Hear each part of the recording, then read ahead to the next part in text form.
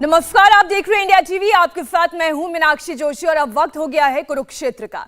पिछले एक महीने में देश के कई राज्यों में दंगे हुए, हिंसा हुई, आगजनी की घटनाएं सामने आई। आज पूरे देश में चर्चा हिंदू और मुसलमान की है। मध्य प्रदेश से लेकर गुजरात तक और दिल्ली से लेकर राजस्थान तक सभी जगह दंगे की घटनाएं सामने आई हैं। इनमें से कुछ बीजेपी शासित राज्य हैं, कुछ कांग्रेस के शासन वाले राज्य हैं। दंगे की असली वजह के पीछे की जांच की जा रही है, लेकिन इस मामले में सियासी फायदा उठाने से कोई नहीं चूक रहा। कांग्रेस नेता और पार्टी की महासचिव प्रियंका गांधी ने आज ट्विटर पर एक वीडियो शेयर किया और इसके जरिए एक मैसेज दिया कि देश में नफरत को प्रेम से खत्म किया जा सकता है। पहले ये मैसेज आपको सुनाते हैं और फिर चर्चा को आगे बढ़ाएंगे।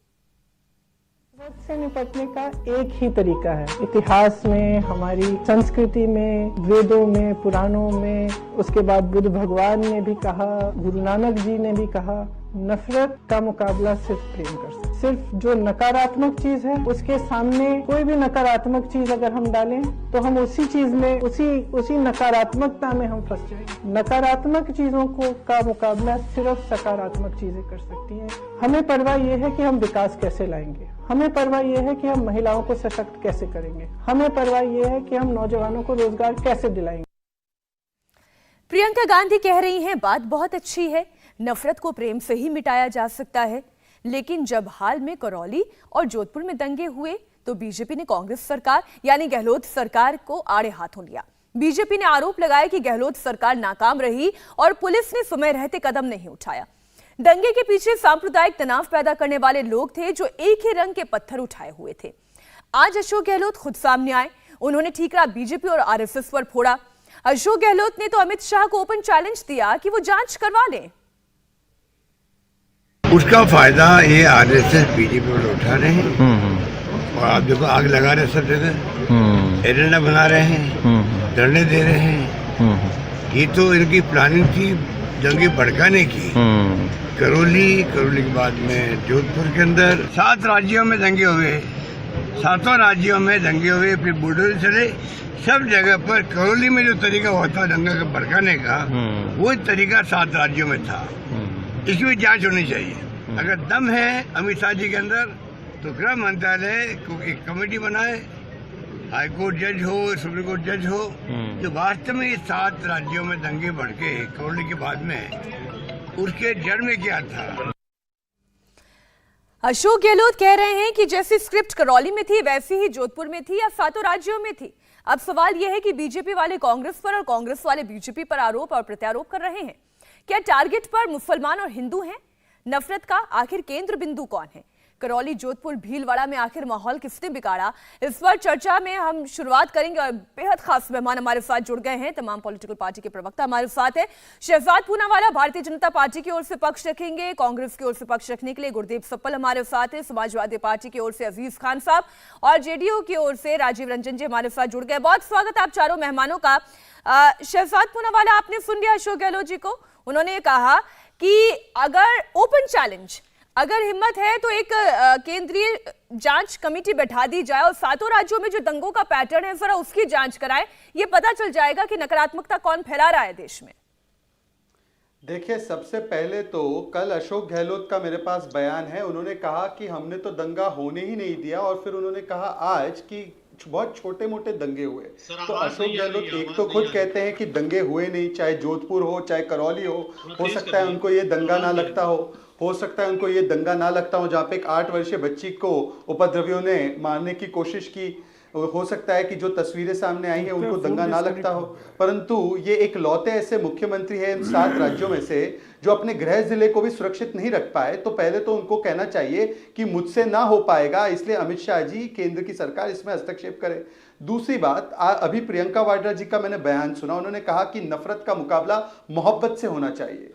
आज पहली बार मीनाक्षी जी आपके शो पर मैं मानता हूं कि 2 तरीके के दंगे होते हैं। एक तो सेकुलर मोहब्बत वाले दंगे, उसकी सूची है मेरे पास। अहमदाबाद 1969, जलगांव 1970, मुरादाबाद 80, नेल्ली 1983, भिवंडी 1984, अहमदाबाद 1985, दिल्ली 1984, भागलपुर 1989, मुंबई 1993, मुजफ्फरनगर 2013। ये मोहब्बत वाले दंगे हुए।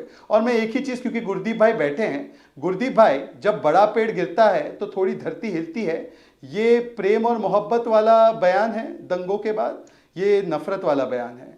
जब सज्जन कुमार को बचाया जाता है और दंगाइयों को आड़ दी जाती है, ये नफरत वाली बात है या ये मोहब्बत वाली बात है? जब हिंदुत्व को आईसिस से जोड़ा जाता है, जब हिंदू को टेररिज्म से जोड़ा जाता है, भगवा को आतंक कहा जाता है, ये नफरत वाली बात है, ये मोहब्बत वाली बात है, वो भी महंगाई की रैली में? तो जरा मुझे बता दीजिए, और ये भी बता दीजिए कि अशोक गहलोत साहब वैसे तो केंद्र का हस्तक्षेप करने के लिए वो मांग कर रहे हैं, परंतु करौली को हुए 1 महीने हो गए हैं, अभी तक मतलूब अहमद गिरफ्तार नहीं हो पाया है। छाबड़ा का जो मुख्य आरोपी दंगाई है वो आसिफ, वो पाया जाता है अशोक गहलोत की इफ्तार पार्टी में। तो आप बताइए कि आप दंगाइयों को संरक्षण देंगे, आईएनसी मतलब आई नीड कम्युनल राइट्स बनाएंगे, और फिर वोट बैंक की दुकान चलाने के लिए, तुष्टिकरण के कदरदान बनने के लिए दंगाइयों के भाईजान बनेंगे, और फिर प्रियंका वाड्रा कहती है कि मोहब्बत से नफरत को जीता जा सकता है। तो ये मोहब्बत वाले दंगे थे क्या? 84 का दंगा मोहब्बत वाला था? ठीक है, गुरदीप जी जवाब दें। ये नकारात्मकता, मैं तो मानती हूँ कि बहुत अच्छा बयान है, उन्होंने एकदम सही कहा, नकारात्मकता को प्रेम से खत्म किया जा सकता है, लेकिन फिर नकारात्मकता फैला कौन रहा है? और ये कहानी कोई आज की नहीं है। जब जब सांप्रदायिक सद्भाव बिगड़ा है तब तक ये दंगे हुए हैं, और फिर चाहे वो कांग्रेस शासन की मैं बात करूँ, लंबी लिस्ट गिनवा दी शहजाद पूनावाला ने, और आज की तारीख में चाहे वो बीजेपी शासित राज्य हो या फिर कांग्रेस शासित राज्य, वहां के दंगे हों। मीनाक्षी जी, शहजाद पूनावाला जी ने लंबी लिस्ट एक सुनाई दंगों की, लेकिन इतिहास शायद इससे भी ज्यादा पुराना है। आपने भी पढ़ा होगा कबीर साहब का दोहा, संत कबीर का, कि हिंदू कहे मुझे राम प्यारा, तुर्क कहे रहमाना, आपस में दुए लड़ लड़ मरे, मरम न कोई जाना। ये तो 600 साल पुराना है, ये तो 600 साल पुराना है। तो दो अलग अलग संस्कृतियां जब होती हैं तो उनमें मतभेद भी होते हैं, उनके रहने के तरीकों में भी डिफरेंसेस रहे हैं, इस देश में रहे हैं। सवाल ये है कि जो सत्ता में बैठा है वो इन भेद को बढ़ा रहा है या इसको कम करके सबको साथ लेने की कोशिश में कर रहा है। कांग्रेस की फिलॉसफी सबको साथ लेके चलने की है, और इसीलिए क्योंकि बार बार 84 का दंगा बोलते हैं, और इसलिए बोलते हैं कि मैं सिख हूं, मैं यहाँ बैठा हूं और मैं दंगा पीड़ित परिवार से भी हूं, ये भी सच है। इसलिए मैं इस बात को पूरी शिद्दत से कह रहा हूं शहजाद जी, कि कांग्रेस पार्टी ने रोल कोई भी रहा हो अपनी गलती मानते हुए भारत की सुप्रीम प्लेटफॉर्म संसद के अंदर मनमोहन सिंह जी ने माफी मांगी थी, और हमारे जो सिखों का धार्मिक सर्वोच्च स्थल है स्वर्ण मंदिर, इसको कहते हैं हरमंदिर साहिब अमृतसर में, उसमें जाके उन्होंने माफी मांगी थी। और इसलिए आज की तारीख में कांग्रेस पार्टी कोई भी दंगे के करने वाले के खिलाफ है, ये हमारी फिलॉसफी है। और जिस दिन आपकी पार्टी गुजरात के दंगों के लिए या दूसरों के लिए माफी मांग लेगी, उस दिन हम आपकी पार्टी को भी माफ कर देंगे, मगर ये होगा नहीं, क्योंकि फिलॉसफी का फर्क है। दूसरी बात, अब आपने कहा कि जी गहलोत जी ने कहा दंगे हुए नहीं, तो शहजाद जी पहले तो आज के ही और कल के अखबारों में आप पढ़ लीजिए, गहलोत जी ने कहा दंगाइयों को बख्शा नहीं जाएगा, हेडलाइन है कई जगह, तो दंगाइयों को बख्शा नहीं जाएगा। और आपने कहीं से कोई प्लांटेड वो मत दिखाइए, लोगों ने वो मत दिखाइए। दूसरी बात, जितनी जांच हो रही है दंगे से जुड़े जो कानून है, जो आईपीसी की धाराएं हैं, सीआरपीसी की धाराएं हैं, उसके तहत हो रहे हैं, तो दंगा दंगा है। तीसरी बात जो आपने बोला कि दंगा करौली में हुआ रामनवमी से 1 हफ्ता पहले, ठीक है, उसके बाद रामनवमी पे करौली शांत रहा, लेकिन सेम पैटर्न 7 स्टेट के अंदर देश ने देखा। अरे उसको नीचे कर लीजिए, लोगों ने देख लिया, समझ नहीं आएगा मैं बात कह रहा हूं, आप बोल दीजिएगा। 7 राज्यों में दंगा हुआ, 7 राज्यों में पैटर्न एक ही रहा, यही आपने ये नहीं बोला कि हमसे दंगा नहीं संभल रहा, हमने तो करौली को शांत रखा, जोधपुर में कोशिश हुई उसको भी शांत रखा। बीजेपी क्या कर रही है, सवाल उस पे है। दो सवाल मैं पूरे करना चाहता हूं मीनाक्षी जी, फिर बात खत्म करूंगा। एक, जब कल जोधपुर के अंदर शांति के लिए सौहार्द समिति बैठी, प्रशासन और सारे लोग उसमें थे, बीजेपी ने विरोध कर दिया। क्यों कर दिया? उसको बाइकआउट कर गई जी। दूसरी बात, अहमद के साथ एक और है मुस्लिम अंची, वो भी भगोड़ा है, लेकिन बीजेपी की अपनी मेयर के पति राजाराम गुर्जर और उनके अपने एक साहिब सिंह गुर्जर, वो भी भागे हुए हैं। चारों की प्रॉपर्टीज को कुर्क करने की कार्रवाई शुरू हो गई है। गुरदीप जी, हम थोड़ा सा ऑडियो कनेक्शन इसका ठीक करवा देते हैं, क्योंकि आपकी बातें अच्छे से आ रही थी, फिर आते आते ये बात बीच में कटने लगी। आपने कहा कि जोधपुर सौहार्द समिति की बैठक से खुद बीजेपी ने बॉयकॉट कर दिया, जबकि जिम्मेदारी उनकी भी है, वहां से बीजेपी के सांसद भी हैं, विधायक भी है। हाँ, अभी आ रही है मेरी आवाज आपको? हाँ, बार बार आवाज आ रही डिस्कनेक्ट हो रही है, बोले बोले। जी। दूसरी दूसरी बात हाँ। दूसरी बात जो मैंने कहा कि वहां तो मसरूफ अहमद और एक और आंची, दो मुस्लिम भगोड़े हैं और दो ऐसे हैं जो बीजेपी की सांसद के एक पति हैं राजाराम गुर्जर और तैब सिंह गुर्जर, ये चारों भागे हुए हैं। चारों की संपत्ति कुर्क करने का प्रोसेस शुरू कर दिया सरकार ने क्योंकि भगोड़े हैं, लेकिन बीजेपी ने अभी तक अपनी मेयर के खिलाफ कार्रवाई नहीं की। बीजेपी ने अपनी उस नगर पालिका समिति और अध्यक्ष के खिलाफ कार्रवाई नहीं की। समझ गई आपकी बात का। मैं थोड़ा सा ऑडियो करेक्ट करवाती हूँ कि अगर आप मतलूब की संपत्ति कुर्क कराने की बात करते हैं तो आप वो गुर्जर जिसका नाम ले रहे हैं, जो इस मामले में एक और आरोपी है, उसकी भी संपत्ति कुर्क कराने की प्रोसेस में मैं शहजाद इस पर आपकी राय ले लूं। मतलूब पर ही कार्रवाई नहीं होगी, कार्रवाई गुर्जर पर भी होगी और गिरफ्तारी नहीं होती तब तक संपत्ति कुर्क करने का तो पूरा तैयारी हो गई है।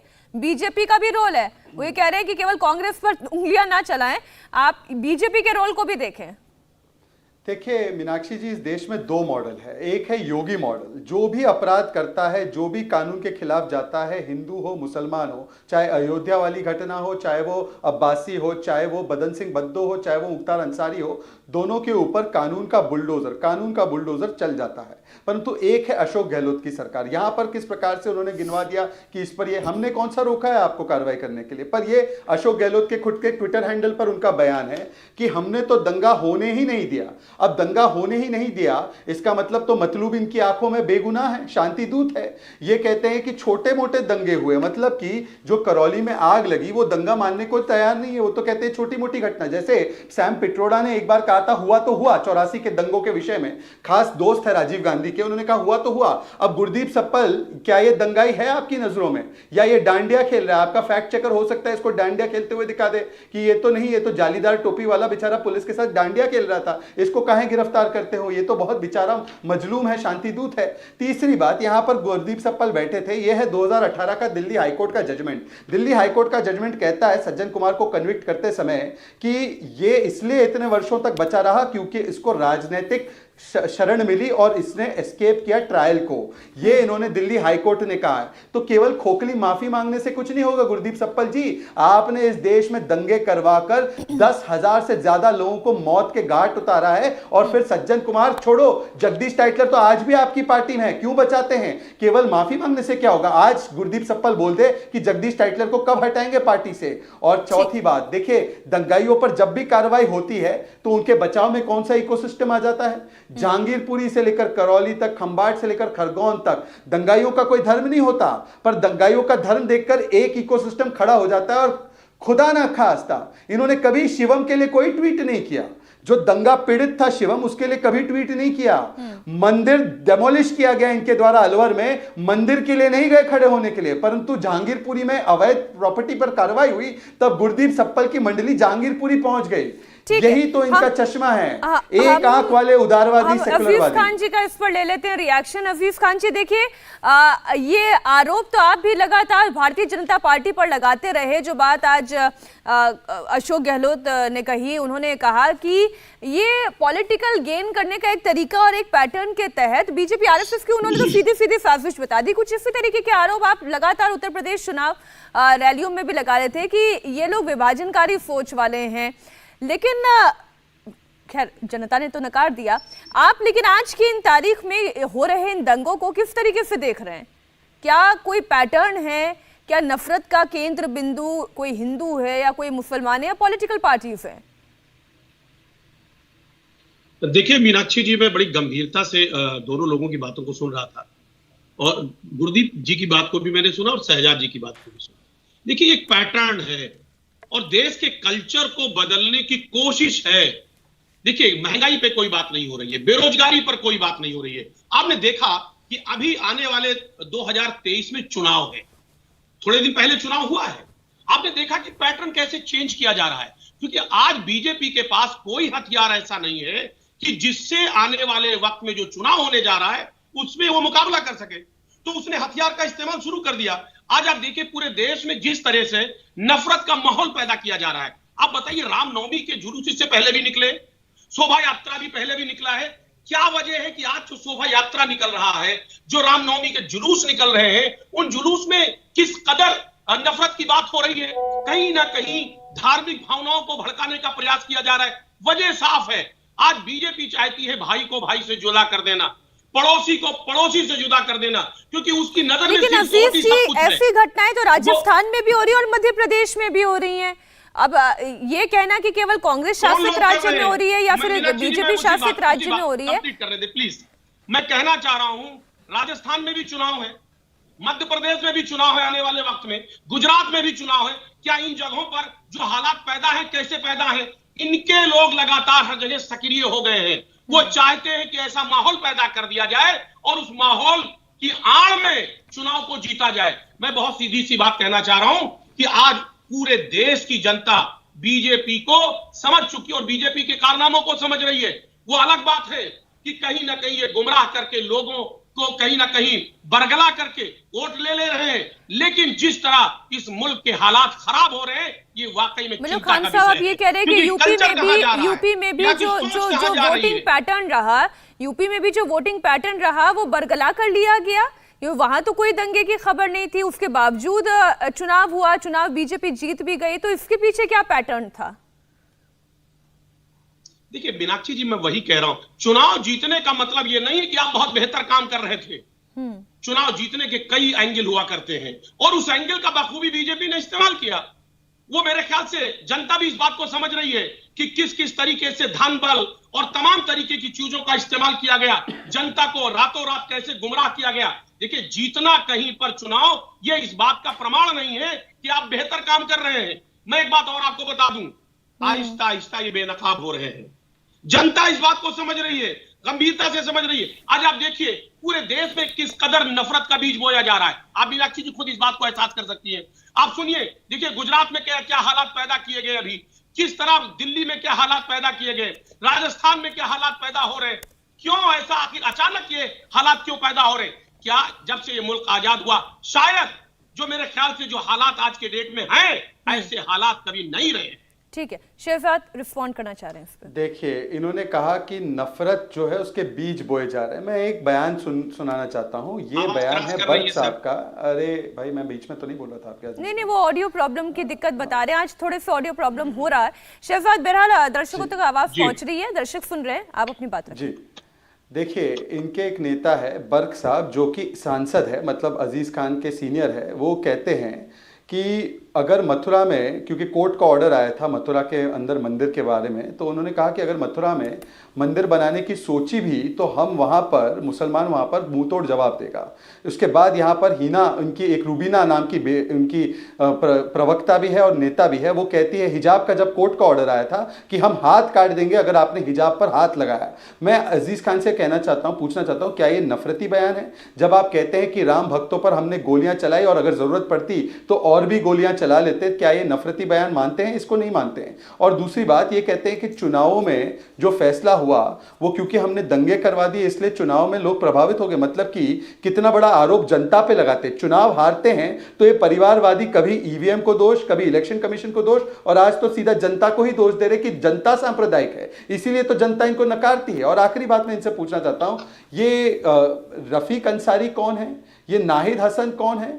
ये इस प्रकार के लोगों को इन्होंने टिकट दिया था जिन्होंने हिंदुओं का पलायन कराया था, जिन्होंने हिंदू विरोधी बातें रखी थी। ऐसे दंगाइयों को, ऐसे माफियाओं को टिकट देकर ये विधानसभा पहुंचाना चाहते थे और फिर ये आरोप दूसरों पे लगाते। इनके समय पर 1000 दंगे हुए, योगी आदित्यनाथ जी के समय पे एक दंगा नहीं हुआ। इसीलिए दंगा मुक्त उत्तर प्रदेश बनाने के लिए योगी आदित्यनाथ जी को फिर से चुना गया है। और वो दूसरी कांग्रेस पार्टी और समाजवादी पार्टी दोनों जहर घोलते हैं, दोनों एक वोट बैंक के नाम पर दंगाइयों का संरक्षण करते हैं। मैं इनसे एक ही बात पूछना चाहता हूं, जो भी दंगाई पकड़े गए हैं, चाहे वो ताहिर हुसैन हो दिल्ली में, चाहे वो जहांगीरपुरी में अंसार हो, चाहे वो खरगोन में हो, चाहे वो खंबाट में हो, दंगाइयों के संरक्षण में कौन आ जाता है? केवल कांग्रेस पार्टी।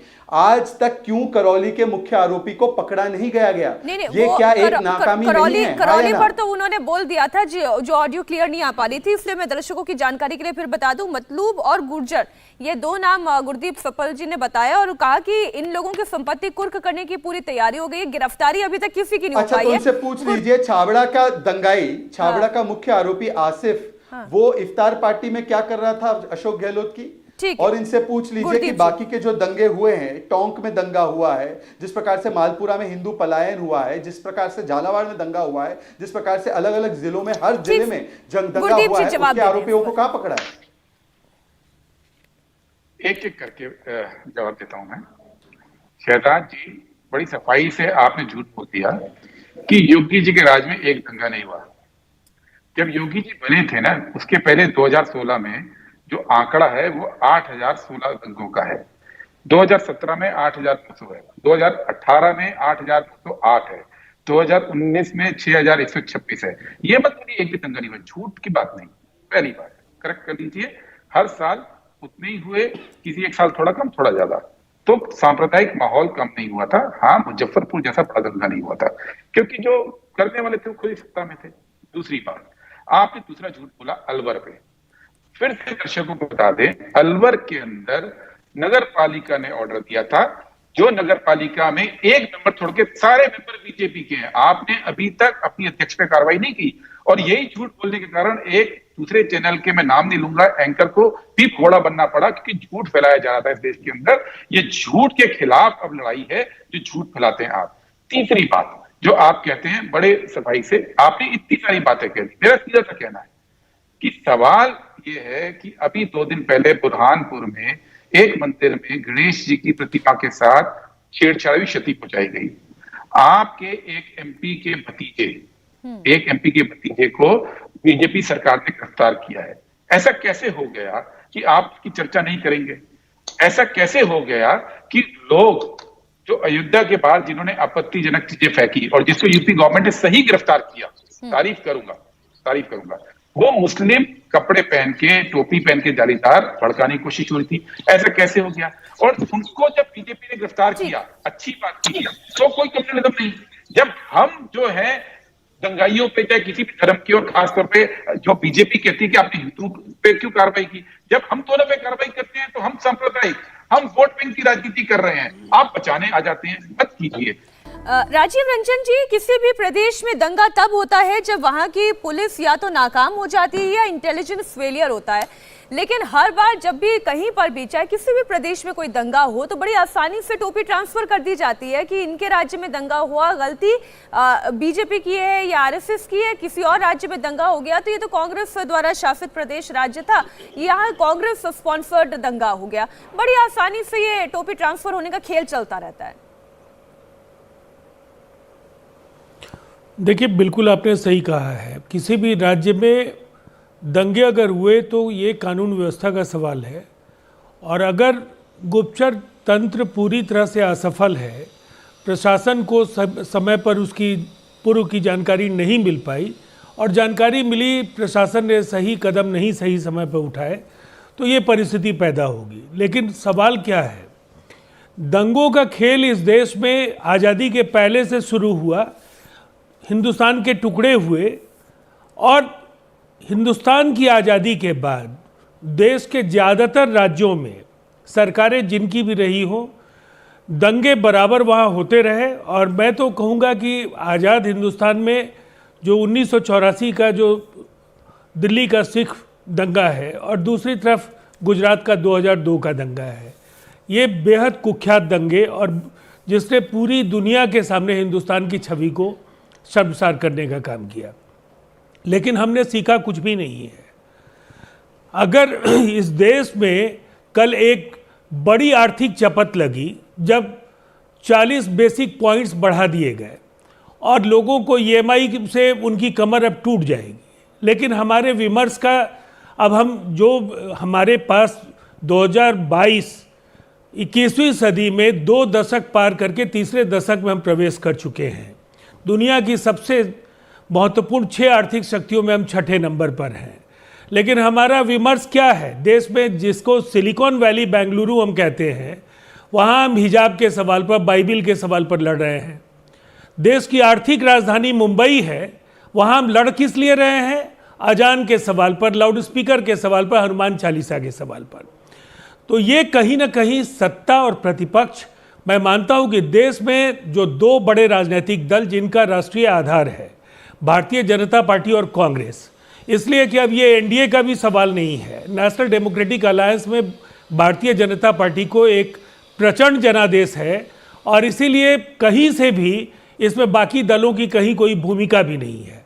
हमारा ये मानना है कि विमर्श क्यों नहीं, हमारी आर्थिक जो चुनौतियां हैं, जो हमारी कठिनाइयां हैं, रोजमर्रे की जो समस्याएं हैं, दुनिया के एक बड़े संकट से हम उभरे हैं अभी कोविड के संक्रमण से, और कहीं ना कहीं अभी भी जो अंदेशा है कि हमको आधारभूत संरचना को, अनुसंधान को ज़्यादा व्यवस्थित करना है कि अगर इस तरह की कोई भी मुश्किल आए तो हम उससे बेहतर तरीके से निपट सके। जब भी आपने अच्छा काम किया है, देश ने सराहा है, वैक्सीन प्रबंधन को लेकर के पूरे देश ने सराहना की, लेकिन ये जो कांग्रेस बनाम भाजपा, समाजवादी पार्टी, जनता दल यूनाइटेड, हमारा ये मानना है, जैसे नीतीश कुमार जी ने कहा कि ये लाउड स्पीकर क्या है, ये पूरी तरह से बकवास है, फिजूल की बात है।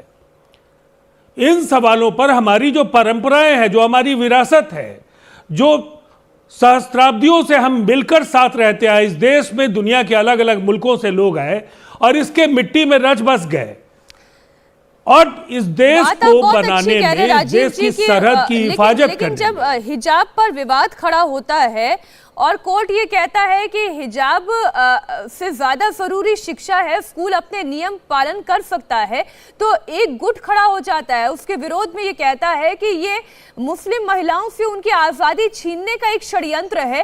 तब हैरानी होती है कि वाकई में हम वहां खड़े हैं जहां पर शिक्षा की बात होती है, जहां रोजगार की बात होती है, या समाज को आगे बढ़ाने की बात होती है, या फिर ये करौली, जोधपुर, भीलवाड़ा, खरगोन, ये तस्वीरें देखने को मिलती है। सवाल ये उठ रहा है अब, क्योंकि अटॉर्नी जनरल भी कह रहे हैं कि राजद्रोह का मामला लगाना उचित नहीं है।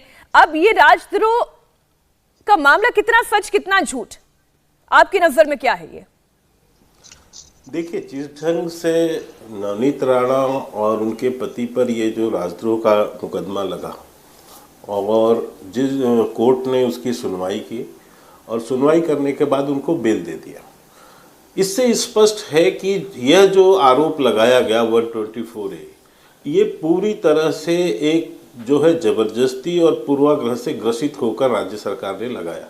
नहीं तो राजद्रोह का जब मुकदमा लगता है तो उसमें बेल की संभावना ही नहीं है, बेल कैसे होगी?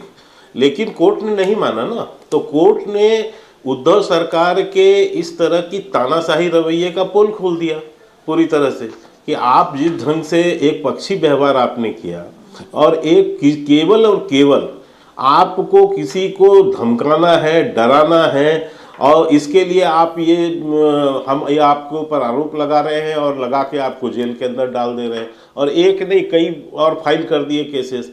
जबकि सबने देखा है उस दिन मीनाक्षी जी, कि मैं इसलिए नहीं कह रहा हूं कि वो किसी पार्टी से हैं या किससे जुड़ी हैं, विषय ये है कि आप एक आम नागरिक के साथ, मैं उनको एक आम नागरिक भी मानूं, तो उसके साथ आप व्यवहार क्या कर रहे हैं? वो महिला जो है कमरे से बाहर नहीं निकली, बिल्डिंग से बाहर नहीं गई, और आपके 5 से 10 हजार शिव सैनिक सामने खड़े होकर हंगामा करते रहे, सारे कानून तोड़ते रहे, और पूरा मोहल्ले को भी आपने परेशान किया, पूरे बॉम्बे को इधर से उधर तक आपने व्यस्त कर दिया, पूरी तरह से जाम कर दिया। आपके ही लोग सब कुछ कर रहे हैं, सारी गुंडागिर्दी आपकी, सारी धमकी आपकी, सब कुछ आपकी, और केस किसके ऊपर लाद रहे? जो घर से बाहर कदम भी नहीं रख रहा है। तो ये कितना दुर्भाग्यपूर्ण है कि आप आखिर शासन और प्रशासन का कितना दुरुपयोग करना चाहते हैं। प्रशासन और प्रशासन का दुरुपयोग कर रही है शिवसेना अपने विरोधियों का मुंह बंद कराने के लिए। आनंद दुबे जी, बड़ी आसानी से आपने हनुमान चालीसा पाठ पढ़ने की केवल बात भर की और उन्हें जेल में डलवा दिया, सेडिशन का चार्ज लगा दिया। पूछ रहे हैं विपक्ष आपसे कि इसकी संवैधानिक वैधता क्या है, समझाएं आप। मीनाक्षी जी नमस्कार। आदरणीय विपक्ष को संज्ञान दिलाना चाहता हूं कि जब आदरणीय कोर्ट में यह कहा गया कि मुंबई पुलिस ने गलत ढंग से एफआईआर की है, तब आदरणीय कोर्ट ने कहा नहीं, पुलिस ने गलत ढंग से एफआईआर नहीं की है। जिसकी जितनी बड़ी जिम्मेदारी है, जितना बड़ा पद है, अगर वो अपने पद का दुरुपयोग करेगा तो उसकी सजा भी उतनी बड़ी होगी। एक सांसद एक मुख्यमंत्री के लिए कहती हैं कि मुख्यमंत्री 7.5 समान है राज्य के लिए, और अगर तुम हनुमान चालीसा नहीं पढ़ोगे तो मैं चेतावनी देती हूं कि मैं आकर तुम्हारे घर में हनुमान चालीसा पढ़ूंगी या घर के बाहर हनुमान चालीसा पढ़ूंगी, मुझे रोकना है तो रोक लो। ये एक सांसद को शोभा देता है एक मुख्यमंत्री के लिए लोकतांत्रिक प्रक्रिया में? यह दुर्भाग्यपूर्ण स्थिति है। इसीलिए मीनाक्षी जी, उस समय पुलिस को जो उचित लगा पुलिस ने कार्रवाई की। ठीक है, आपको आज 15 दिन 12 दिन के बाद बेल नसीब हुई है, लेकिन अब चूंकि मामला न्यायालय में है, यह केस लंबा चलेगा। हमारी सरकार की तरफ से जिरह होगी। और एक मैसेज और है कि अगर आप सद्भावना बिगाड़ने की कोशिश करेंगे, एक दूसरे के बीच में नफरत फैलाने की कोशिश करेंगे, तो हमारी सरकार इसको बर्दाश्त नहीं करेगी। हमारी प्राथमिकता है कानून व्यवस्था को बनाए रखना, और कानून व्यवस्था को बिगाड़ने के लिए चाहे कोई भी, कितना भी पावरफुल व्यक्ति हो, उसके खिलाफ कार्रवाई होगी। लेकिन मतलब दुबे जी, एक मैसेज और गया है, और मैसेज ये है कि अगर उद्धव ठाकरे सरकार को कोई चैलेंज भर करता है तो आप उसके ऊपर देशद्रोह का मामला दर्ज करवा देंगे। इतना सीरियस मामला दर्ज करवा देंगे। ना घर से निकले, सुनिए ना मेरी बात दुबे जी, फिर आप बोलिएगा ना, वो घर से निकल पाई, ना उन्होंने मातोश्री पहुंचकर हनुमान चालीसा का पाठ किया, ना वहां हंगामा करने वालों में उनका एक समर्थक मौजूद, और सारा ठीक रहा। आपने नवनीत राणा, रवि राणा पर फोड़ दिया कि इन्होंने तो देशद्रोह किया है। समाज में सद्भावना बिगाड़ने के लिए क्या आपको एक जगह से दूसरी जगह जाने की आवश्यकता होती है? नहीं होती। आपके शब्द जो तीर समान लोगों के छाती में छलनी कर देते हैं ना, उतना ही काफी होता है। आप क्या कहना चाहती हैं? आप सोचिए ना कि आपके माध्यम से पूरी देश की जनता देख रही है। नवनीत राणा, उनके पति रवि राणा क्या कहना चाह रहे हैं कि महाराष्ट्र के मुख्यमंत्री साढ़े साथी हैं? मीनाक्षी जी, यह कोई छोटी बात आपके लिए होगी? आनंद दुबे जी, मैं एक आपको बात बताती हूँ। पॉलिटिकल पार्टीज किस तरीके से अपने प्रतिद्वंदियों पर वार पलटवार करती है, ये बाला साहेब ठाकरे के पुराने इंटरव्यूज में अब निकलवा के चलाने लगूं, इसका तो कोई औचित्य नहीं है। इसलिए मैं ये कह रही हूं कि इस तरीके की टीका टिप्पणियां कौन सी सरकार ने कौन से मुख्यमंत्री के खिलाफ या कौन से विपक्ष ने कौन से प्रधानमंत्री के खिलाफ नहीं कही है, जरा आप भी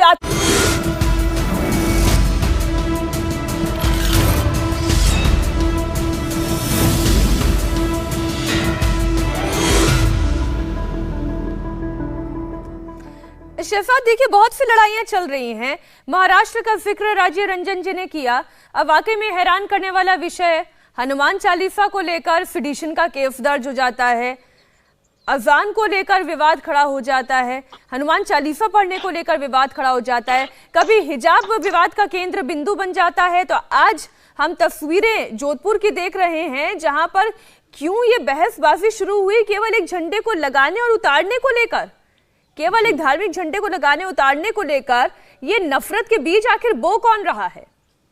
मीनाक्षी जी, मैंने अभी राजीव जी की बातें सुनी, उन्होंने बहुत सही बातें कही, और मैं आपको बताता हूं क्यों। देखिए, अभी 5 राज्यों के चुनाव संपन्न हुए, उसमें 4 राज्यों में जहां पर भारतीय जनता पार्टी की सरकार थी, लोगों ने उनके प्रो इनकम्बेंसी पर काम देखकर पहली बार वहां पर ऐसी जगहों पर सरकार लौट कर आई जहां पर कभी ऐसा इतिहास नहीं था, चरित्र नहीं था कि वो सरकारें रिपीट करते हैं।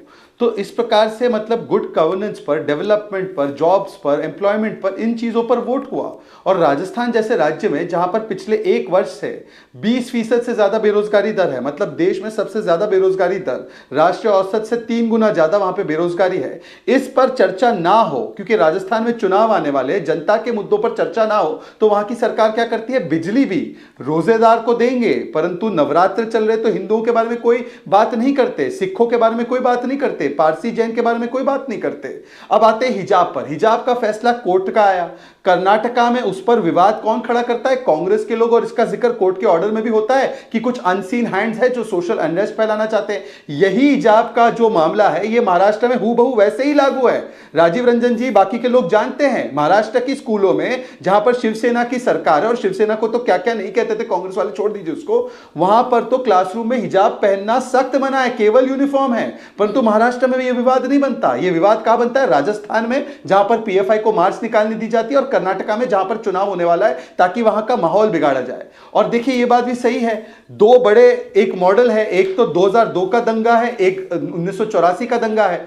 राजीव रंजन जी की पार्टी वैसे तो हमारे साथ 2004 तक रही, फिर उसके बाद जब 2013 में कुछ चीजें हुई तो वो छोड़कर चले गए, परंतु जब उन्होंने परखा कि 2002 में सुप्रीम कोर्ट तक मामला गया और सारी चीजें बड़े पारदर्शिता के साथ की गई, कोई वहां पर सरकार की जिम्मेदारी नहीं थी, तो वो साथ में भी आए। परंतु 84 के दंगों में जब बात आई, 2018 का मेरे पास ऑर्डर है, वहां पर कहते हैं कि सज्जन कुमार को पॉलिटिकल पेट्रोनेज दी गई, इस प्रकार से राइट्स के केसेस को सप्रेस किया गया। और आज भी जगदीश टाइटलर परमानेंट इनवाइटी है कांग्रेस पार्टी के।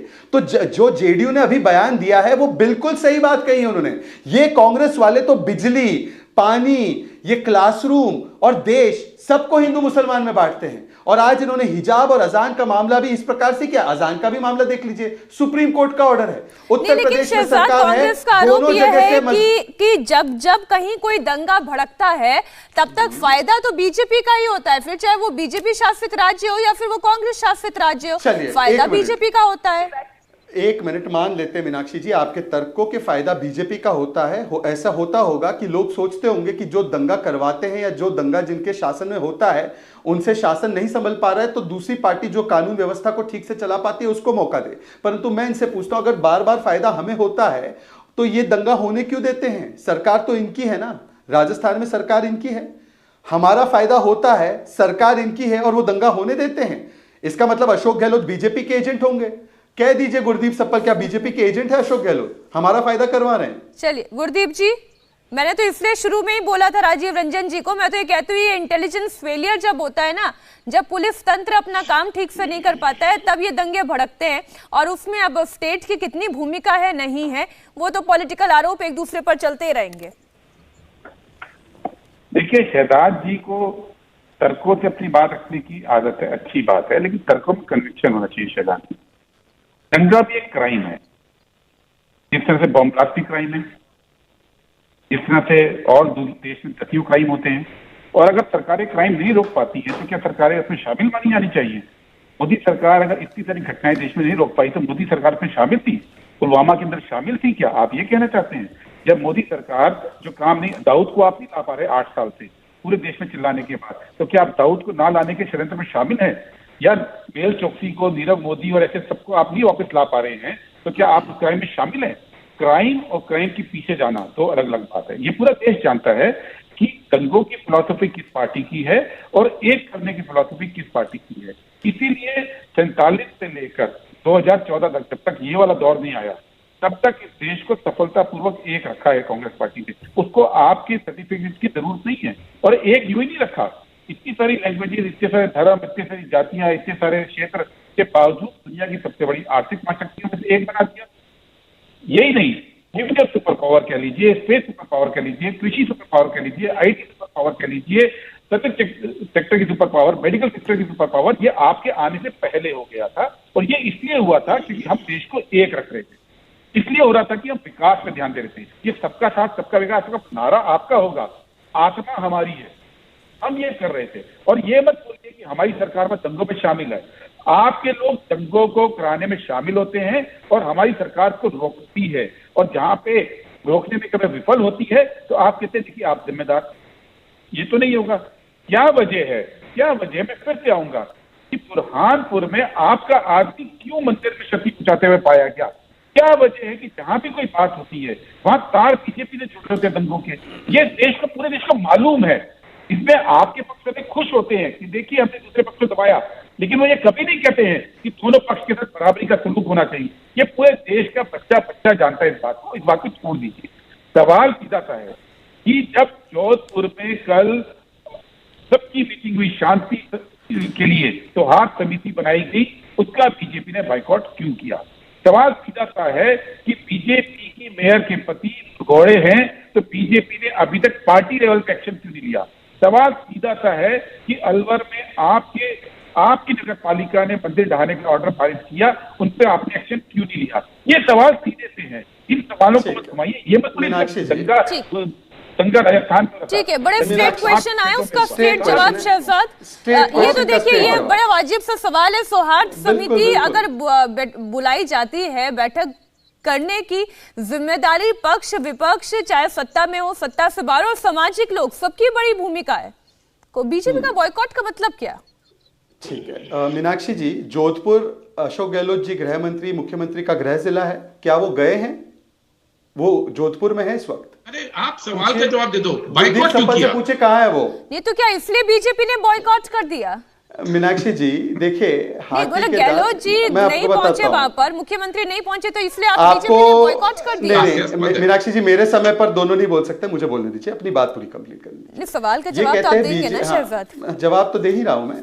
जो मुख्यमंत्री है, जो गृह मंत्री है, जिसका गृह जिला है, वो अभी तक जोधपुर गया नहीं है, वो उदयपुर में चिंतन शिविर की चिंता कर रहा है। इतनी तो उसकी सद्भावना है वहां के लोगों के साथ। और वो पूछ रहे हैं कि हम इस सौहार्द कमेटी, ये सौहार्द कमेटी इस प्रकार की है कि ये 144 लगाती है हिंदुओं की नववर्ष की यात्रा पर, और जब अलविदा जुमा की नमाज होती है तो ये लाउड स्पीकर भोंगे लगाने कांग्रेस वाले पहुंच जाते हैं जयपुर में। ये इस प्रकार का सौहार्द करेंगे? ये बिजली रोजेदारों को देते हैं और हिंदुओं को बिजली से अलग रखते हैं और कहते हैं कि हम तो केवल रोजेदार को देंगे। इस प्रकार का सौहार्द बना रहे हैं राजस्थान में।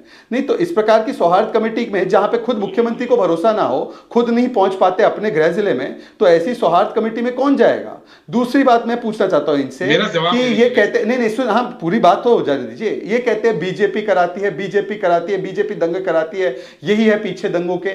2004 से लेकर 14 तक इनकी सरकार थी। अगर इनके पास इतने तर्क और तथ्य थे कि हमने सारे देश के दंगे हमने कराए जो इनके समय पर हुए, तो 2004 से 14 तक ये क्या कुछ कर नहीं रहे थे? ये तो हमारे खिलाफ इतने केस डालते थे, एक भी साबित नहीं हो पाया। और आज स्पष्ट कर दिया है गुरदीप सप्पल ने कि जो सरकार होती है वो शामिल नहीं होती। मतलब कि 2002 के दंगों के पीछे किस प्रकार से एक फेक नैरेटिव और फेक प्रोपेगेंडा 20 वर्षों तक चलाया गया, सुप्रीम कोर्ट तक उसको ले जाया गया। आज कांग्रेस पार्टी के प्रवक्ता ने ही बताया कि ये सारे आरोप जो राहुल गांधी, सोनिया गांधी मौत का सौदागर कहते थे, ये सारे आरोप झूठे हैं। और आखिरी बात ये कहते, नहीं आखिरी बात ये कहते हैं सबका साथ सबका विकास हम करते हैं, हम तो सबको साथ में लेकर जाते हैं, आप नहीं ले जाते। मैं इनसे एक ही चीज पूछता हूं, मस्जिद मंदिर से तो लाउडस्पीकर, हनुमान चालीसा पर लाउडस्पीकर पर कार्रवाई 24 घंटों में इनकी महाराष्ट्र की सरकार ने की। ये मुझे 5 मस्जिद बता दे जहां पर आज भी फजर की नमाज चलती है लाउडस्पीकर के साथ, in violation of supreme court order, जिसपे इन्होंने ऐसी कार्रवाई की हो। 5 मस्जिद के नाम बता दे जहां पर महाराष्ट्र में इन्होंने कोई आरोप दरअसल यह है कि तुष्टीकरण की राजनीति में गुरदीप सप्पल जी, आपकी पार्टी जो है वो सर्वोपरि है, तुष्टीकरण की राजनीति आपको सुहाती है। मतलब कुछ भी बोलेंगे, मेरी बात को जोड़ दिया मोदी जी को क्लीन चिट देने में। ठीक है, आपको लॉयल्टी साबित करनी कीजिए पार्टी के अंदर, कोई दिक्कत नहीं, आप कीजिए। ठीक है, मैंने जो बोला उसको समझिए। सौहार्द समिति में 3 मंत्री थे। पहले तो ये तथ्यात्मक आपकी क्लियर कर दूं, ठीक है। दूसरी बात, सौहार्द समिति अशोक गहलोत कहां है? 1 मिनट, अरे सुन लीजिए पूरी बात। अभी तक वो गए जोधपुर? अच्छा पूरी बात सुन लीजिए ना। नहीं सर, समय चला जाएगा। गुरदीप जी आप अपनी बात जल्दी से छोटे में पूरी करें। अजीज खान जी, राजीव जी के पास भी मुझे जाना है। अब मुझे ये बताइए कि पुलवामा में ब्लास्ट हुआ था और मोदी जी जो है शूट कर रहे थे बिल ब्रिजेस का, रात तक वापस नहीं आए थे। मोदी जी क्या भाग गए थे? बताइए मुझे। आप अगर बातें खोलेंगे दूर तक जाएगी। पुलवामा के बाद बालाकोट भी हुआ जिस पर सबूत आप मांग रहे थे, और पुलवामा का दोष आप भारत पर डाल रहे थे। मंदिर, मस्जिद, पूजा और नमाज, केवल ये कहा। आज तो ये कीजिए कि देश में आप रूलिंग पार्टी है, लोगों को कहिए एक होकर रहे, कहिए अपनी पार्टी के जो लोग भड़का रहे हैं, एक एमपी के भतीजे पकड़े गए हैं, आपकी सरकार ने पकड़े, निंदा कीजिए। जो आपके लोक पदाधिकारी भागे हुए हैं उन पे कार्रवाई कीजिए पार्टी लेवल पे, और लोगों से कहिए कि शांति रखेंगे, हम चाहे कुछ हो जाए शांति रखेंगे, सबको एक साथ लेके चलेंगे। ये नहीं बोलेंगे पूरे जवाब में मंदिर मस्जिद, पूरे जवाब में हिंदू मुसलमान। हम ये कह रहे हैं इस देश में महंगाई इशू है, जॉब इशू है, लोग त्राही त्राही कर रहे हैं, आपने ध्यान भटकाने के लिए पूरा प्रपंच क्रिएट कर दिया है और उसी पे देश को चाहते हैं ले जाइए। हम उस पे नहीं जाएंगे। किसकी कमीज में ज्यादा दाग है? अगर यही दिखाते रह जाएंगे तो कभी भी सामाजिक सौहार्द तो बन ही नहीं पाएगा। राजीव जी देखिए, सबसे पहली बात तो यह है कि अगर हमने कुछ भी नहीं सीखा है तो फिर ईश्वर ही इस देश को चलाएगा। देखिए 1919 में जालियांवाला बाग हुआ, हिंदू मुसलमान सिख सबने मिलकर कुर्बानियां दी हैं, और उस आज़ादी के उस आंदोलन के ऐतिहासिक पड़ाव के 5 साल के अंदर अंग्रेज सफल हो गए काहूत में एक बड़े हिंदू मुस्लिम दंगे कराने में। देखिए, इन फोर्सेस को लेकर के हम पहले भी देख चुके हैं कि इंटरिम गवर्नमेंट बनने की बात आई, हिंदू महासभा और मुस्लिम लीग ने मिलकर के बंगाल में सरकार बना ली। इसलिए इस तरह के फोर्सेस से देश में कोई आर्थिक मसले हल हो जाए, लोगों को रोजगार मिल जाए, लोगों की जिंदगी बदल जाए, ये कतई संभव नहीं दिखता। और एक अंतिम बात मैं जरूर कहूँगा, दुनिया में नस्ल और धर्म के नाम पर यूएसएसआर का डिसइंटीग्रेशन हुआ और बड़ी संख्या में कई देश बने और आज भी वहाँ लड़ाई जारी है। दूसरी तरफ बोस्निया हर्जेगोविना से लेकर के क्रोएशिया से लेकर ये जितने नए देश बने और सर्बिया तक, ये सारे देश धर्म के आधार पर बने। युगोस्लाविया का विभाजन राजीव हुआ। जी, देखिए ये चर्चा हिंदुस्तान को हम और 21वीं लंबा सदी की कर एक सकते बड़ी थे, ताकत है। क्योंकि ये मुद्दा बड़ा गंभीर है, लेकिन महात्मा गांधी जी की सोच पर चलता कौन है? अब ये वो दौर चला गया जब महात्मा गांधी जी कहते थे कि एक गाल पे यदि कोई आपके थप्पड़ मारे तो दूसरा गाल आगे कर दो। आज की तारीख में कोई थप्पड़ मारेगा, दूसरा जान लेने के लिए उतारू है। ये वो माहौल बन गया है, विचारों पर चल कौन रहा है। बहुत बहुत शुक्रिया आज कुरुक्षेत्र में हमारे साथ शामिल होने के लिए शहजाद जी, गुरदीप जी, अजीज खान जी और राजीव रंजन जी, आपका बहुत धन्यवाद। इंडिया टीवी हर वक्त हर जगह डाउनलोड करने के लिए सर्च करें India TV news Google play store या ऐप स्टोर पर।